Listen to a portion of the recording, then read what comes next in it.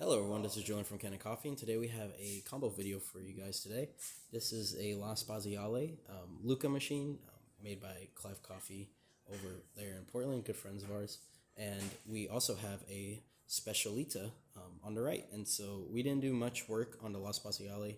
The main reason being is that this machine had came in for just issues when it came to brewing shots and stuff like that. And so after testing the machine seemed to be working fine.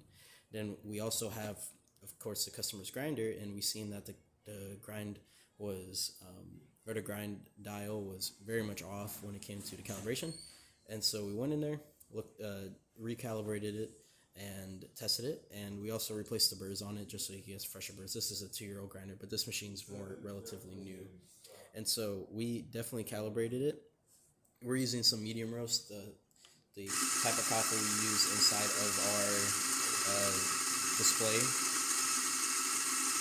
showroom, where we have all of our machines out there.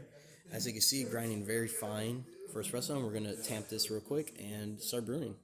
So I tamped the coffee, and I also put a little glass so you can kind of see how the shot's gonna come out. We're gonna do a double. We're mainly looking for the left side of the gauge where we can see our pump pressure. As you can see, the first few seconds is pre-infusion, but then it ramps up all the way to more of that 7 to 9 bars. And you can see we're brewing a good shot. We're going to let it brew all the way through. Of course, because this isn't, set in stone calibration, you still, when you get home, you still have to calibrate a little bit more to fine-tune the type of beans you have. But as you can see, very, very good shot. And as those layers begin to separate, you can see the crema start to be distinguished apart from the actual espresso. This is more fresher coffee, or it's been sitting for about a week or so, so you still have a lot of that gas inside of those beans. And yeah, really good shot.